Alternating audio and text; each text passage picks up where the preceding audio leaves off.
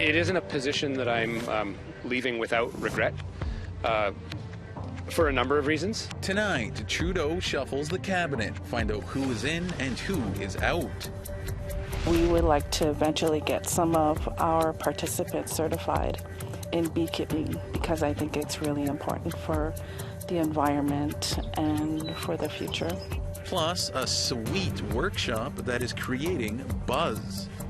A lot of summer vacations, are people just staying extended periods of time at their cabin with their families and enjoying the land. And a new cabin building course is helping Inuit get back onto the land.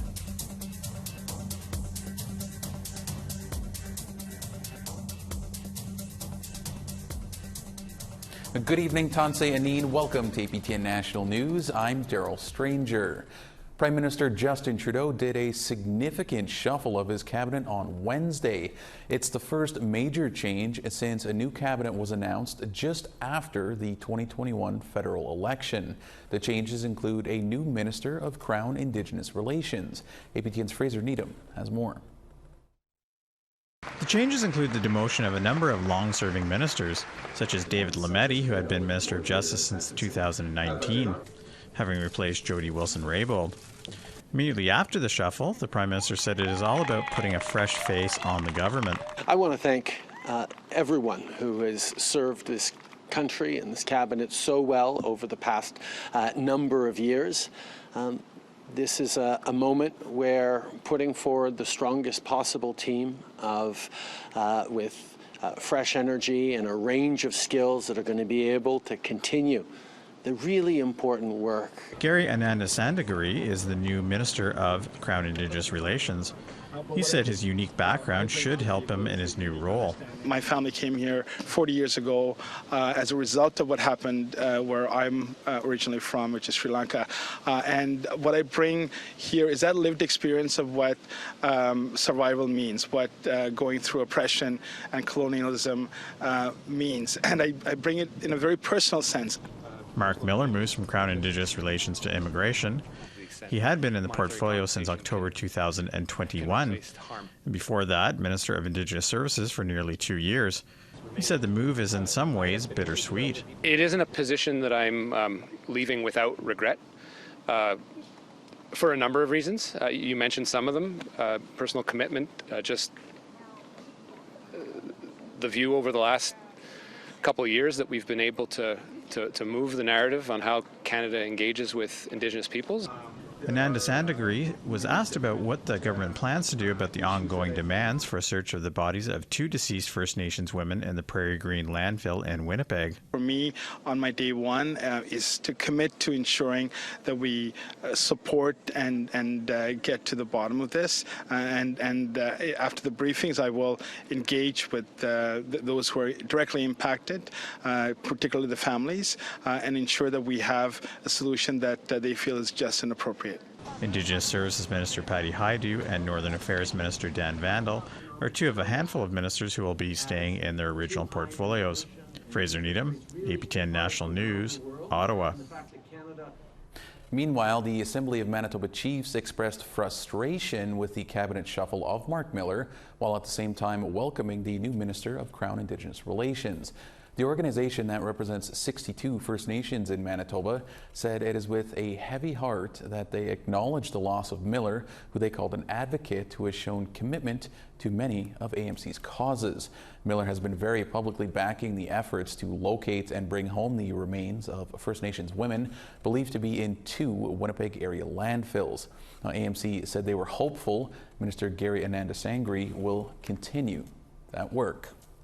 Well, and we want to hear what you think about the cabinet shuffle. Here's how you can continue the conversation. You can send your emails to news@aptn.ca, or you can leave us a comment on aptnnews.ca. You can also find us on Facebook, Twitter, Instagram, YouTube, and TikTok. Be sure to follow APTN News to join the conversation and see our latest stories. Winnipeg police are investigating after the service's downtown headquarters was vandalized on Tuesday night. It happened after a few dozen protesters showed up following the arrest of one of the Camp Morgan stalwarts. The building was taped off and closed to the public on Wednesday morning as the forensic unit investigated. Red handprints and slogans were painted all over the building and nearby structures. A member of the First Nations Indigenous warriors was taken into custody earlier in the day near Camp Mercedes, the new camp set up near the Forks. Police are not commenting on the charges or the incident on Tuesday night, other than to say an investigation is ongoing. Members of the camps did not respond to interview requests. The vandalism was witnessed by thousands online while being broadcast live on Facebook. A couple from BC are walking across Canada in support of missing and murdered Indigenous people. They say their journey is to help open up some more dialogue, and as they passed through Northern Ontario, they received a warm welcome, some loving gifts, and lots of support. CTV's Alana Everson reports. And Cameron West and their French bulldog Gretchen are about halfway through their walk across Canada. They started at the beginning of May in Alberta. They say they have both lost several Indigenous loved ones who were murdered or are missing. As an Indigenous person, it's pretty easy to get offended when non-Indigenous populations don't understand that this is happening in their backyard. It's easy to feel offended by that, so we want to create a comfortable space for an uncomfortable conversation. The couple says when they passed through the Sault Ste. Marie area, they were given this handmade staff by the firekeeper at Batchewana First Nation. He had ceremony for my wife and I, and just holding it, it just feels like it brings you feel more proud about your culture. In Elliott Lake, the couple was given this Inukshuk beaded Indigenous pendant and say the meaning touched them. The Inukshuk, she's said it as like home. It was a symbol of home, and that what we are doing, we are bringing the victims home. It's MMIP awareness walk, Steps to Bring Canada Together on Facebook. If you want to support the cause, we ask that you support local organizations within your province. Locals know how to fix these problems best, and we are always up for a warm bed and a hot shower because we camp most of the way. The Wests hope to arrive in St. John's, Newfoundland in about 2.5 months. They plan to take the final steps of their walk on the Highway of Tears in British Columbia to end their journey. Alana Everson, CTV News, Sudbury. A First Nation located in the East Kootenays of BC is currently dealing with an out-of-control wildfire that has claimed 7 homes so far. APTN's Tina House has this story. What started as a report of some downed power lines close to the Akon Reserve, just a few kilometers from the city of Cranbrook, BC, quickly turned into an out-of-control wildfire on July the 17th. The BC Wildfire Service says it was almost a perfect storm with weather conditions and a very hot and dry summer. Monday, when the incident was first detected, the winds were very high. We had winds in excess of 50 kilometers an hour at the time, and they were actually so strong that the wind was hampering our air tankers. They were not able to safely fly the incident. The fire quickly grew within a half hour, and Chief Joe Pierre says it affected the lower end of his community. The evacuation happened very, very quickly. We managed to get everybody out safely. And then we started, making sure, okay, has anybody seen this person? Has anybody seen that person? And, we started adding the check marks beside names as we realized that, yep, they're found, those people are found. And so the evacuation actually ended up going what I will call quite well. It's the organized chaos, and it moved through our residential area so fast. We had some folks that were, evacuating literally through smoke and flame, just beside their cars, just trying to get out as quickly as they possibly could. 652 homes are under evacuation alert, but 7 homes were completely lost from the fire. Now what we're very afraid of, and we've had to come to accept, is that we're going to lose every single one of those freezers. We're going to lose every single one of those refrigerators. And I know that folks are very anxious about getting to that work. But as of today, it's still classified, as an out of control fire. Chief Pierre says the community is not expected to be allowed back in for at least another month, and that he's grateful for the support given so far, but it's going to take a lot to rebuild. And I'm so grateful to my colleagues from around the province. I've been asking my colleagues from around the province that what we really need right now is we need them to engage their spiritual people, to engage their singers, to start sending us prayers and sending us songs. We really need that right now. Tina House, APTN National News, Vancouver. All right, we have to put a pause on the news for just a moment. When we return, a month-long workshop is helping Inuit youth get back to the land. Perfect place for family time. Obviously, you can camp fires, right? So dinners, lunches over the weekend with family, invite people over.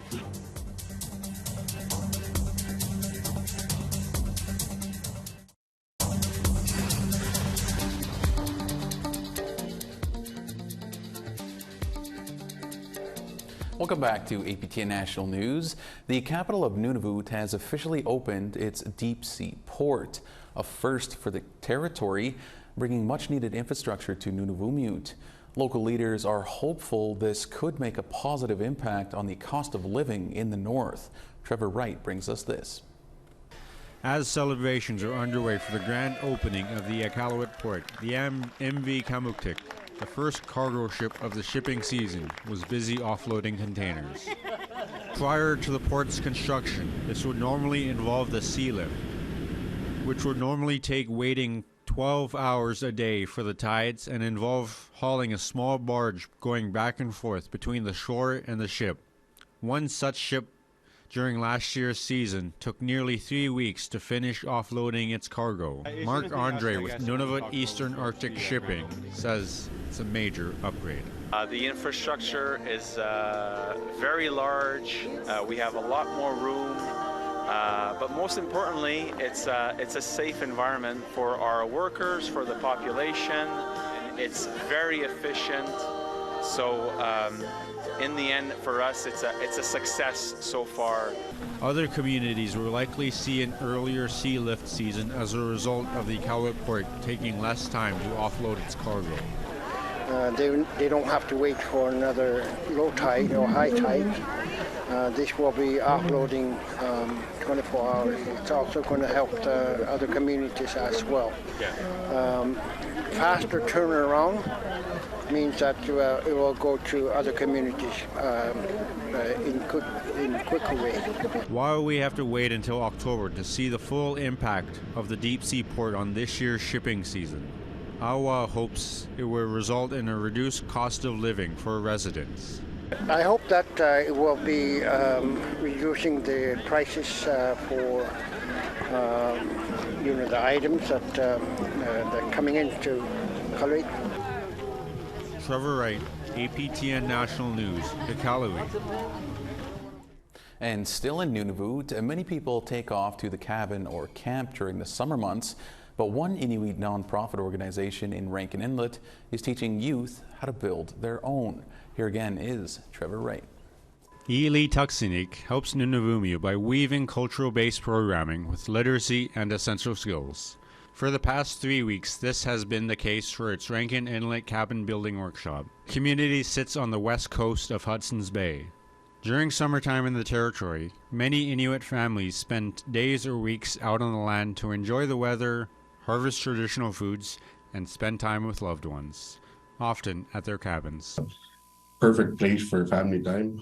Obviously, you can camp fires, right? So dinners, lunches over the weekend with family, invite people over.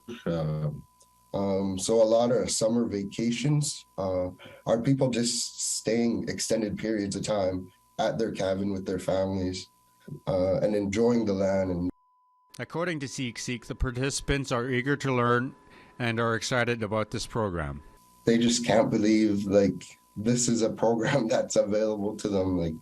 It's I think it's super amazing. So the program finishes at 3 o'clock every day.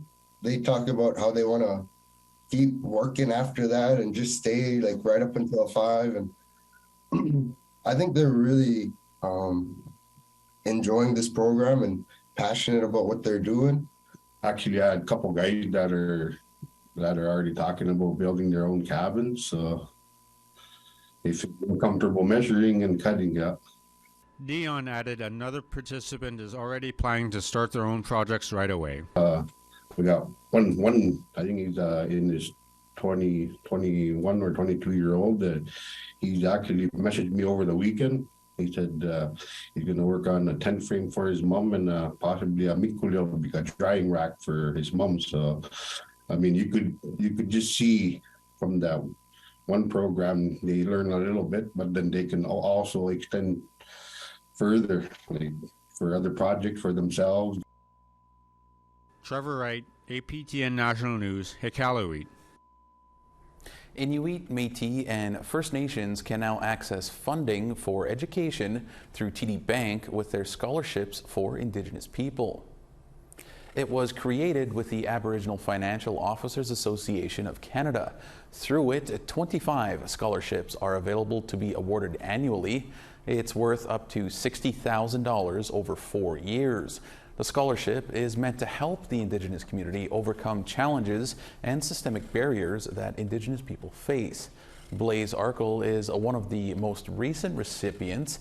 He's using the funding to finish his financial education at Mount Royal University in Calgary.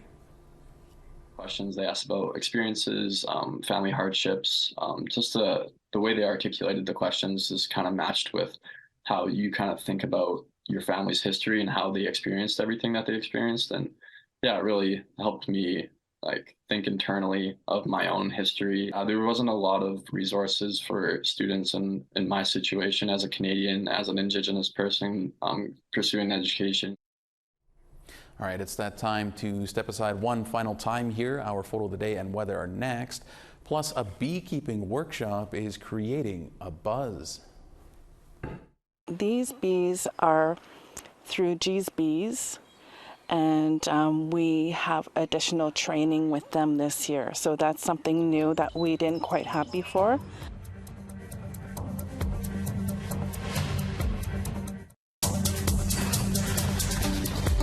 Welcome back. It's time now for our photo of the day. Today's photo is of a smoky sunrise near Burns Lake, British Columbia. That's a great shot there. Thank you to Karen for sharing this great photo. If you want to be featured as our photo of the day, you can email your shots to share@aptn.ca, or you can also tag us on Instagram. All right, now let's take a look at tomorrow's weather forecast. Beginning on the East Coast, it's 28 in St. John's and 29 in Halifax. 21 degrees in rain in Cartwright and 23 in rain in Happy Valley, Goose Bay. 27 in showers in Quebec City and 25 in Montreal. Some showers in 29 in Toronto and 29 in Sault Ste. Marie. 18 degrees in showers in Wawa and 25 in Sioux Lookout. 18 degrees in Churchill and 16 in rain in Thompson. 18 in rain in Barons River and 25 in Winnipeg. 26 in Swift Current and 21 in Saskatoon. Buffalo Narrows is 19 with some showers and 24 in Stony Rapids. As we head west, 24 in Fort Chippewa and rain in 21 in Fort McMurray. Rain in 17 in Edmonton and rain in 21 in Calgary. 24 degrees in Campbell River and 24 in Bella Coola. Showers in 18 in Prince Rupert and 23 in Fort Nelson.